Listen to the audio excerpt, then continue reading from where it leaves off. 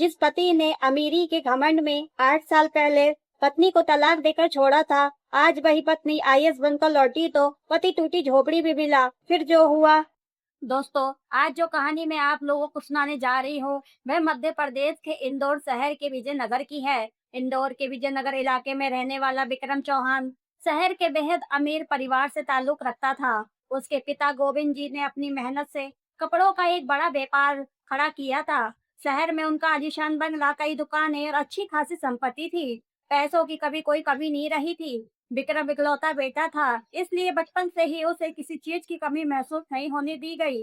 महंगे school college में पढ़ाई, बड़ी गाड़ी और ऐशो आराम की जिंदगी ने धीरे धीरे उसके स्वभाव में घमंड भर दिया था। उसे अपनी दौलत पर इतना भरोसा था कि वह अक्सर लोगों को उनकी हैसियत देखकर पलटता था।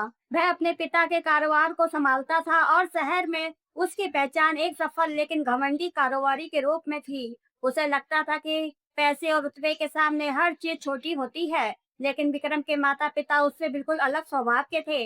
गोविंद जी बेहद सीधे साधे और शांत इंसान थे। इतनी संपत्ति होने के बावजूद वे आज भी साधारण कपड़े पहनते और जरूरतमंदों की मदद करने में विश्वास रखते थे। उनकी पत्नी गायत्री जी भी बहुत सरल और संस्कारी महिला थी। उन्हें दिखावे और अमीरी से कोई लगाव नहीं था। दोनों अक्सर अपने बेटे को समझाते, बेटा, पैसा आज है तो कल नहीं भी हो सकता है, लेकिन इंसान का व्यवहार हमेशा उसके साथ रहता है। लेकिन विक्रम उनकी बात सुनकर हंस देता। वह कहता, पापा, ये जमाना संस्कारों से नहीं, पैसे और हैसियत से चलता है। गोविंद जी और गायत्री जी बेटे की ऐसी बातें सुनकर दुखी तो होते थे, लेकिन उसे कभी डांटते नहीं थे। उन्हें उम्मीद थी कि जिंदगी का कोई अनुभव एक दिन विक्रम को समझा देगा कि इंसान की असली कीमत उसके बैंक बैलेंस से नहीं होती। उधर उत्तर प्रदेश के एक साधारण से मोहल्ले में रहने वाली नंदनी चौहान बिल्कुल अलग स्वभाव की लड़की थी। वह आर्थिक रूप से भले ही कमजोर परिवार से थी, लेकिन पढ़ाई में बहुत ज्यादा तेज थी और अपनी मेहनत के दम पर जिंदगी में कुछ बड़ा हासिल करना चाहती थी। उसके पिता चंद्रकांत जी एक बैंक में छोटे पद पर नौकरी करते थे और माँ विभा जी घर संभालती थी। घर की आर्थिक स्थिति बहुत अच्छी नहीं थी, लेकिन दोनों ने अपनी बेटी की पढ़ाई में कभी कोई कमी नहीं आने दी। नंदनी बेहद खूबसूरत और सादगी पसंद लड़की थी। महंगे कपड़ों और गहनों के बजाय उसे किताबों और अपनी पढ़ाई से प्यार था। उसके कमरे में महंगी सजावट नहीं, बल्कि किताबों का ढेर और दीवार पर आईएएस अधिकारी बनने का सपना लिखा हुआ था।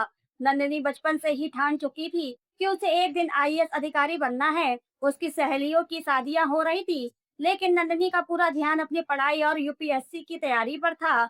इसी दौरान नंदनी के पिता के पास विक्रम चौहान के परिवार से रिश्ता आया। जब विक्रम ने नंदनी को पहली बार देखा तो उसकी खूबसूरती और पढ़ाई देखकर प्रभावित तो हुआ, लेकिन उसके साधारण कपड़ों और परिवार की आर्थिक स्थिति को देखकर मन ही मन सोचने लगा, लड़की खूबसूरत है और पढ़ी लिखी भी है, लेकिन हमारे घर के स्तर की तो बिल्कुल नहीं है। पहली मुलाकात में नंदनी ने बिना झिझक साफ शब्दों में कहा, मैं शादी के बाद भी अपनी पढ़ाई जारी रखना चाहती हूँ। मेरा सपना आईएएस बनने का है और मैं शादी के बाद इसे छोड़ना नहीं चाहती। विक्रम कुछ पल चुप रहा, फिर उसने हल्की मुस्कान के साथ कहा, ठीक है, पढ़ाई कर लेना। आखिर हमारे घर में पैसों की कोई कमी नहीं है। तुम्हें पढ़ने के लिए जो चाहिए होगा मिल जाएगा। नंदिनी को लगा कि विक्रम उसके सपने को समझ रहा है, लेकिन वह ये नहीं समझ पाई कि विक्रम की बात में समर्थन से ज्यादा अपनी अमीरी का अहंकार छिपा हुआ था। नंदिनी ने सोचा कि शायद उसे ऐसा पति मिल गया है जो उसकी पढ़ाई में मदद करेगा। उसे क्या पता था कि शादी के बाद यही अमीरी और घमंड उनके रिश्ते की सबसे बड़ी परीक्षा बनने वाली है। कुछ ही दिनों में दोनों की धूमधाम से शादी हो गई। शादी के बाद नंदिनी इंदौर के विजयनगर में स्थित विक्रम के आलीशान घर में आ गई। घर की चमक दमक देखकर उसे पहली बार एहसास हुआ कि उसकी साधारण जिंदगी और विक्रम की दुनिया में कितना अंतर था।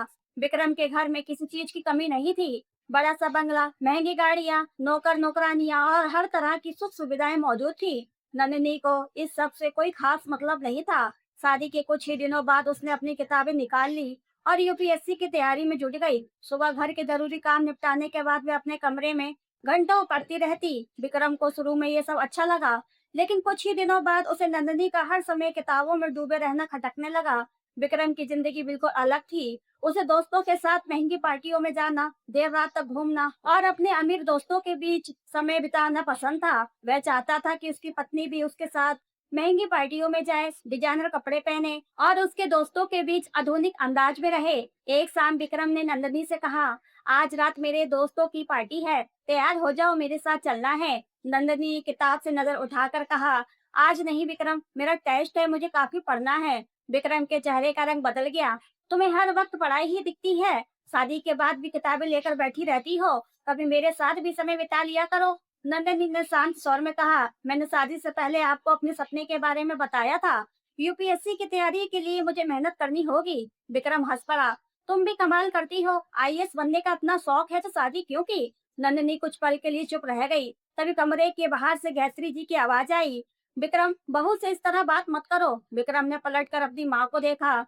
माँ, आप बीच में मत पड़िए, मैं अपनी पत्नी से बात कर रहा हूँ। गायत्री जी ने प्यार से नंदनी की तरफ देखा और कहा, बेटी, तुम अपनी पढ़ाई करो, अगर परीक्षा नजदीक है तो किसी चीज की चिंता मत करना, घर का जो काम है मैं संभाल लूंगी। नंदनी की आंखें नम हो गई। माँ जी, मैं घर के काम से भागना नहीं चाहती। गायत्री जी मुस्कुराई, मुझे पता है बेटी, लेकिन जिस सपने के लिए तुमने इतनी मेहनत की है उसे सिर्फ इसलिए मत छोड़ना कि घर में कोई तुम्हें समझ नहीं पा रहा। विक्रम ये सुनकर चिढ़ गया। आपने इसे सिर पर चढ़ा रखा है माँ, गायत्री जी ने शांत स्वर में कहा। नहीं बेटा, मैं इसे सिर पर नहीं चढ़ा रही, मैं बस इसके सपने को समझ रही हूँ। विक्रम कुछ नहीं बोला और गुस्से में कमरे से बाहर चला गया। दिन बीतते गए, विक्रम की नाराजगी बढ़ती गई। जब भी वह नंदनी को किताबों के बीच देखता, कोई ना कोई ताना जरूर मारता, तुम्हें पत्नी बनना है या कलेक्टर, इतनी पढ़ाई करके क्या करोगी, हमारे घर में पैसों की कमी क्या है, मेरी पत्नी को मेरे साथ पार्टियों में जाना चाहिए, ना कि दिन रात किताबों में सिर घुसाए रखना चाहिए। कभी वह नंदनी के साधारण सूती कपड़ों पर भी टिप्पणी करता, मेरे दोस्तों की पत्नियां देखी हैं, कितने अच्छे कपड़े पहनती हैं, और तुम हो कि हमेशा यही साधारण कपड़े पहनकर घूमती रहती हो। नंदनी हर बार चुप हो जाती। उसे महंगे कपड़ों या पार्टियों का कोई शौक नहीं था, उसे बस अपने सपने की चिंता थी। उधर विक्रम की अपनी जिंदगी भी बदलती जा रही थी।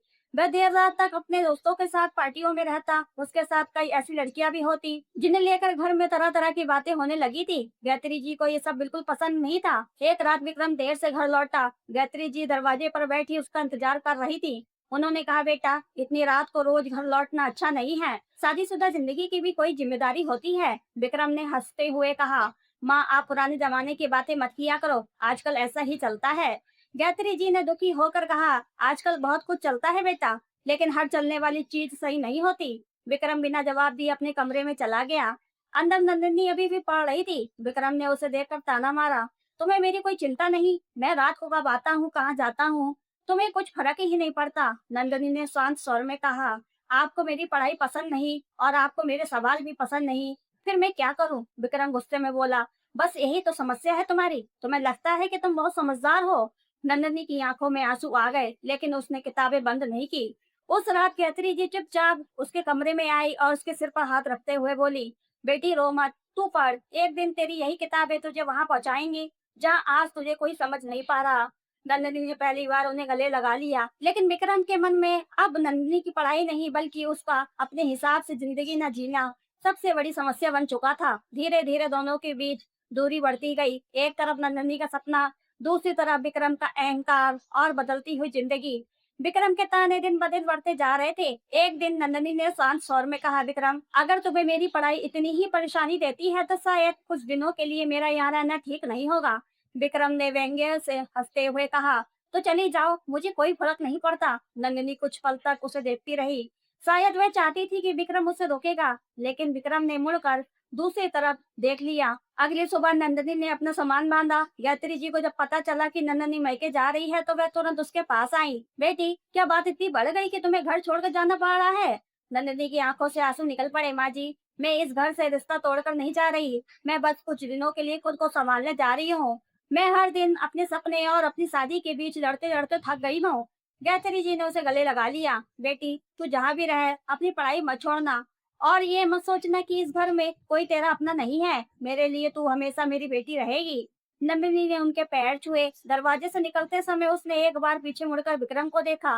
विक्रम सोफे पर बैठा मोबाइल चला रहा था। उसने नंदिनी की तरफ देखा तक नहीं। नंदिनी ने अपने आंखों के आंसू पोंछे और चुपचाप घर से बाहर निकल गई। उसे क्या पता था कि यही कदम उसकी जिंदगी की दिशा बदलने वाला है। मैके पहुंचते ही नंदिनी ने खुद को पूरी तरह से पढ़ाई में झोंक लिया। अब उसकी सुबह अखबार से होती और रात किताबों के बीच खत्म होती। उसकी माँ कई बार उसके कमरे में खाना लेकर आती और समझाती, बेटी थोड़ा आराम भी कर लिया कर। नंदिनी मुस्कुरा कर कहती, माँ अब मुझे खुद को साबित करना है।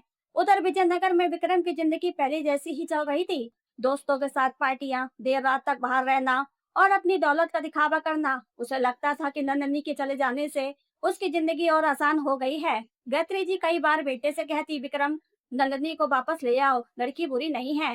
विक्रम झंझुला कर जवाब देता, माँ मुझे ऐसी पत्नी नहीं चाहिए जिसे हर वक्त किताबों के अलावा कुछ दिखाई ना दे। गायत्री जी दुखी होकर कहती, बेटा एक दिन तुम्हें समझ आएगा कि तुमने क्या खोया है। लेकिन विक्रम अपनी माँ की बात हंसकर टाल देता। समय बीतता गया, करीब 6 महीने निकल गए। इस दौरान नंदिनी ने विक्रम से संपर्क करने की कई बार कोशिश करने का सोचा, लेकिन हर बार उसका स्वाभिमान उसे रोक देता। उधर विक्रम भी कभी कभी उसका नंबर खोलकर देखता, लेकिन अपने अहंकार के कारण फोन नहीं करता। फिर एक दिन विक्रम ने एक ऐसा फैसला लिया जिसने उसके रिश्ते को एक नए मोड़ पर पहुंचा दिया। उसने वकील से संपर्क किया और तलाक के कागज तैयार करवा कर नंदिनी के मायके भेज दिए। जब कुरियर नंदिनी के हाथ में पहुंचा तो उसने लिफाफा खोला। अंदर तलाक के कागज देखकर उसके हाथ कांपने लगे। वह काफी देर तक उन कागज को देखती रही।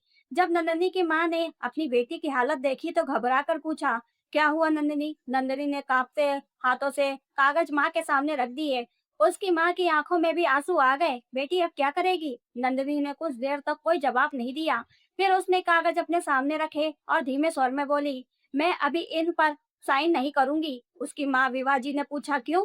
नंदिनी ने खिड़की के बाहर देखते हुए कहा, क्योंकि मैं अपने रिश्ते को गुस्से में खत्म नहीं करना चाहती। विक्रम ने मुझे बहुत दुख दिया है, लेकिन मैं चाहती हूँ कि एक बार उसे खुद समझ आए कि उसने क्या खोया है। उस रात नंदिनी ने तलाक के कागज अपने सामने रखे और फिर अपनी किताब खोल ली। उसकी आंखों में आंसू थे, लेकिन हाथों में किताब थी। उसने खुद से कहा, अब मुझे अपनी जिंदगी का फैसला किसी के तानों से नहीं, अपनी मेहनत से करना है।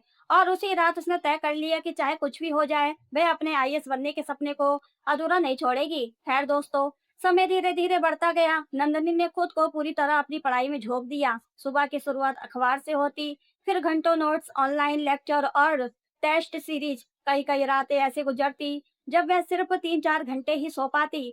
विभा जी कई बार उसके कमरे में दूध लेकर आती और प्यार से कहती, बेटा शरीर भी जरूरी है, थोड़ा आराम कर लिया कर। लेकिन नंदनी हल्की मुस्कान देकर फिर किताबों में खो जाती। उधर विजयनगर में विक्रम की जिंदगी भी अब आगे बढ़ चुकी थी। अपने माता पिता की इच्छा के खिलाफ जाकर आखिरकार उसने एक बड़े कारोबारी परिवार की बेटी परी से दूसरी शादी कर ली। परी भी बड़े घराने से थी और बहुत ज्यादा घमंडी थी। शादी के बाद विक्रम को लगता था कि अब उसकी जिंदगी बिल्कुल उसके मन मुताबिक हो गई है, लेकिन आगे जो तूफान उसकी जिंदगी में आने वाला था उसका उसे बिल्कुल भी अंदाजा नहीं था।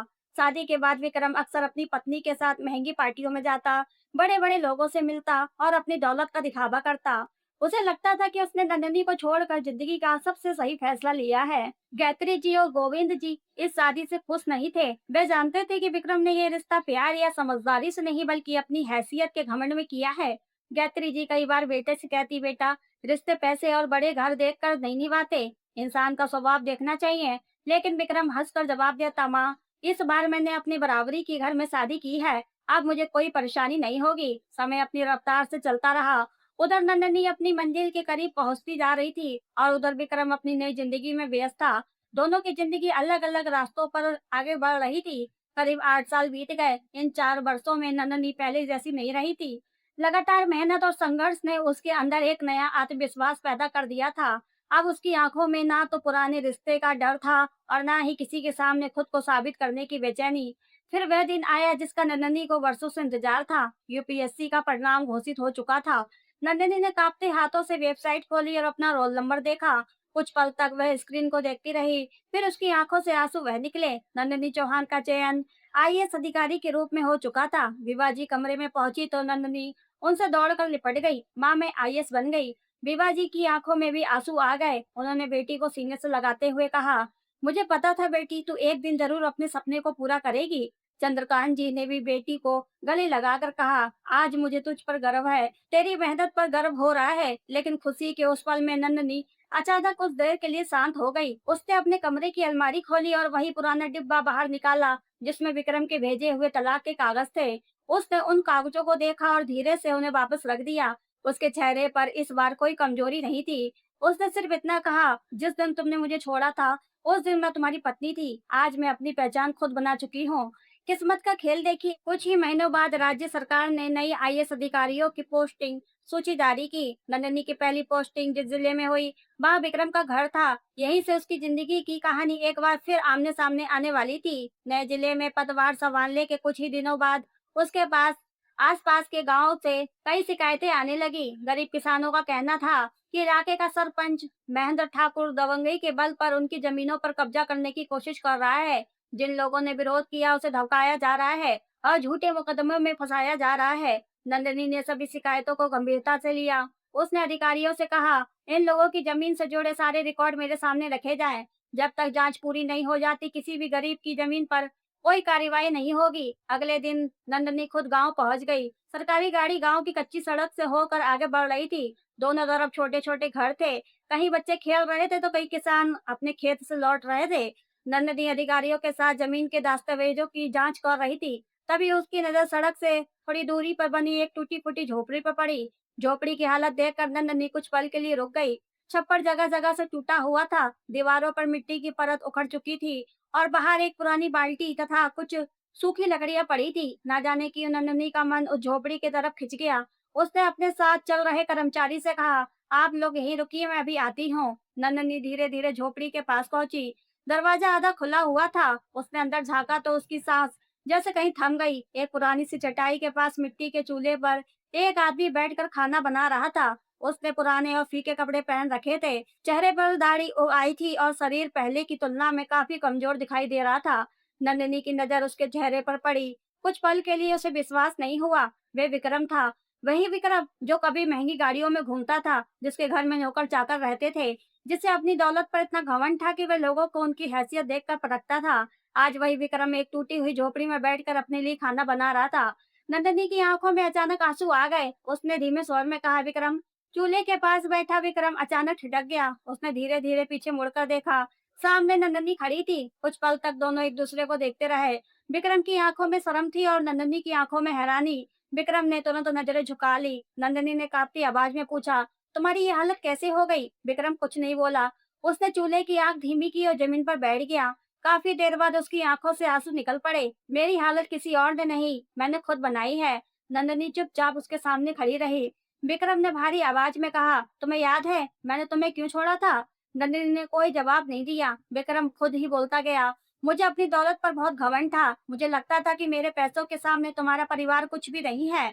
मुझे लगता था कि मुझे तुमसे कहीं बेहतर लड़की मिल जाएगी। उसने आंखें पोंछी। और मैंने वही किया। तुम्हें तलाक देने के बाद मैंने अपने माता पिता की मर्जी के खिलाफ जाकर एक बहुत बड़ी कारोबारी लड़की से शादी कर ली। नंदिनी शांत खड़ी सुनती रही। विक्रम ने आगे कहा, शादी के बाद मुझे पता चला कि जिस लड़की को मैं अपनी हैसियत के बराबर समझ रहा था, उसकी जिंदगी में कई ऐसे रिश्ते थे जिन्हें मैं स्वीकार नहीं कर सकता था। मैंने उसे समझाने की कोशिश की। उसने कहा कि हमारा घर और हमारी इज्जत इन सभी चीजों से बर्बाद हो जाएगी। विक्रम की आवाज भर्रा गई, लेकिन उसने मेरी एक नहीं सुनी। जब मैंने उसका विरोध किया तो उसने मेरे माता पिता पर दहेज प्रताड़ना का झूठा मुकदमा करवा दिया। नंदनी की आंखें फैल गई। क्या? विक्रम ने सिर झुका लिया। हाँ नंदनी, मेरे माँ बाप को पुलिस पकड़कर ले गई। दोनों निर्दोष थे, लेकिन उनके खिलाफ झूठे सबूत तैयार कर दिए गए थे। और तुम्हारी दूसरी पत्नी ने तुम्हें क्यों नहीं फंसाया? विक्रम कुछ पल चुप रहा, फिर बोला, क्योंकि वह मुझे सजा देना चाहती थी। उसने कहा था कि अगर मैं उसे छोड़ने की कोशिश करूंगा तो वह मेरे माता पिता को कभी जेल से बाहर नहीं आने देगी। मैंने उसके खिलाफ लड़ाई शुरू की। कोर्ट कचहरी के चक्कर लगाने लगा, वकीलों की फीस, मुकदमों का खर्च, और धीरे धीरे मेरी सारी जमा पूंजी खत्म हो गई। फिर मुझे अपनी जमीन बेचनी पड़ी। उसके बाद कारोबार गिरवी रखना पड़ा और देखते ही देखते वह सब कुछ बिक गया जिस पर मुझे कभी घमंड था। विक्रम ने झोपड़ी की टूटी दीवार की तरफ देखा। जिस घर में कभी 10 कमरे थे, वहां आज मेरे पास रहने के लिए ये टूटी झोपड़ी है। नंदनी की आंखों से आंसू बहने लगे। लेकिन विक्रम की कहानी अभी खत्म नहीं हुई थी। वह कांपती आवाज में बोला, मेरी दूसरी पत्नी आखिरकार मुझे छोड़कर चली गई। जाते जाते उसने बस इतना कहा था। विक्रम कुछ पल के लिए रुक गया कि अब जिंदगी भर अपने फैसले पर पछताते रहना। उसकी आंखों से आंसू निकल पड़े। और सच कहूं नंदनी, मैं पिछले 7 सालों से उसी बात के साथ जी रहा हूँ। नंदनी चुप रही। विक्रम ने हाथ जोड़ लिए। मैंने तुम्हारे साथ बहुत गलत किया। तुम गरीब थी, लेकिन तुम्हारे पास संस्कार थे, तुम्हारे पास सपने थे, तुम्हारे पास अपने पैरों पर खड़े होने का हौसला था। और मेरे पास सब कुछ था, लेकिन समझ नहीं थी। वह नंदनी के सामने हाथ जोड़कर खड़ा हो गया।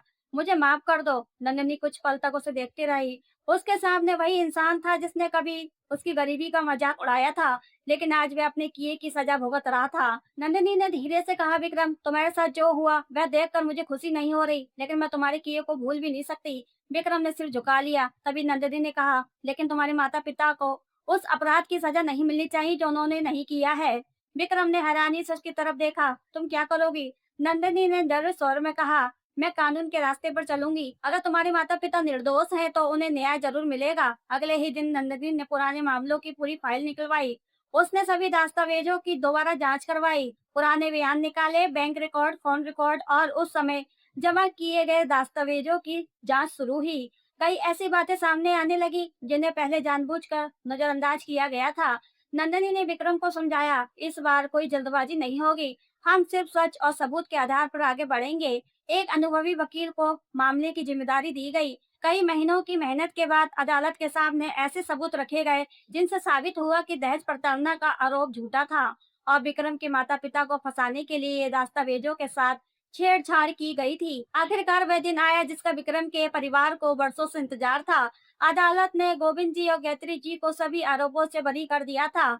जब विक्रम ने ये खबर सुनी तो वह रो पड़ा। बरसों बाद उसके माता पिता जेल से बाहर आए। विक्रम दौड़कर उनके पैरों में गिर गया। माँ, पापा, मुझे माफ कर दीजिए।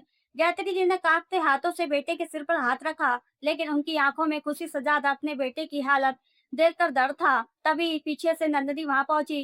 गायत्री जी की नजर जैसे ही नंदनी पे पड़ी, उनकी आंखें भर आई। वह आगे बढ़ी और नंदनी को गले लगा लिया। बेटी, तूने हमारे लिए इतना कुछ किया। नंदनी ने उनके आंसू पोंछते हुए कहा, माँ, उस समय मैं आपकी बहू थी, आज भी आपको अपनी माँ ही मानती हूँ। विक्रम ये सुनकर फूट फूट कर रोने लगा। काफी समय बाद जब हालात सामान्य हुए तो गोविंद जी ने नंदनी और विक्रम को अपने सामने बिठाया। उन्होंने कहा, बेटा, जिंदगी ने तुम्हें दूसरा मौका दिया है, लेकिन इस बार रिश्ता दौलत देखकर मत बनाना। विक्रम ने नंदनी की तरफ देखा। उसकी आंखों में इस बार कोई घमंड नहीं था, सिर्फ पछतावा और सच्चाई थी। पापा, अगर नंदनी मुझे स्वीकार कर लेगी तो मैं जिंदगी भर उसका सम्मान करूंगा। नंदिनी कुछ पल शांत रही। फिर उसने कहा, मैं वापस इसलिए नहीं चाहूंगी कि विक्रम अब गरीब हो गया है या मुझे उस पर दया आ रही है। मैं तभी वापस आऊंगी जब मुझे यकीन होगा कि वह घमंडी विक्रम नहीं रहा। विक्रम ने सिर झुकाकर कहा, मैं वादा करता हूँ नंदिनी, इस बार तो मैं पत्नी नहीं, अपने बराबर का इंसान समझूंगा। नंदिनी की आंखों में हल्की सी मुस्कान आ गई। कुछ समय बाद दोनों परिवारों की सहमति से विक्रम और नंदिनी ने दोबारा शादी कर ली। इस बार ना कोई दिखावा था, ना करोड़ों की शान। सिर्फ दो परिवार थे, कुछ करीबी लोग थे और एक ऐसा रिश्ता था जिसे जिंदगी ने दूसरी बार मौका दिया था। गायत्री जी ने नंदिनी का हाथ पकड़कर कहा, बेटी, पहली बार तू इस घर में बहू बनकर आई थी, इस बार अपनी बेटी बनकर आई है। नंदिनी की आंखें भर आई और विक्रम दूर खड़ा ये सब देख रहा था। जिस दौलत पर उसे कभी घमंड था वह सब उससे छिन चुका था, लेकिन अब उसके पास उससे कहीं ज्यादा कीमती चीज थी, अपने माता पिता का साथ, नंदनी का विश्वास और अपनी गलती सुधारने का एक दूसरा मौका। उस दिन विक्रम ने सच में समझा कि इंसान की कीमत उसके पास मौजूद पैसों से नहीं बल्कि उसके व्यवहार और रिश्तों से होती है। और नंदिनी ने साबित कर दिया कि जिस लड़की को कभी उसकी गरीबी के कारण ठुकराया गया था, वही अपनी मेहनत और ईमानदारी से उस इंसान के पूरे परिवार के लिए सहारा बन सकती है। दोस्तों, रिश्ते हैसियत देखकर नहीं, इंसानियत देखकर निभाए जाते हैं, क्योंकि दौलत छीन सकती है लेकिन अच्छे संस्कार और सच्चे रिश्ते जिंदगी भर साथ रहते हैं। तो दोस्तों, नंदिनी ने विक्रम को दूसरा मौका देकर सही किया। इस बारे में आपकी क्या राय है, कमेंट करके जरूर बताएं। और ये कहानी आप किस शहर से देख रहे हैं उसका नाम हमें जरूर लिख भेजें। उम्मीद करती हूँ कि आपको ये कहानी जरूर पसंद आई होगी। और कहानी पसंद आई हो तो चैनल को सब्सक्राइब, वीडियो को लाइक, शेयर करना ना भूलें। फिर मिलते हैं एक नई कहानी के साथ। कहानी को पूरा सुनने के लिए आपका धन्यवाद।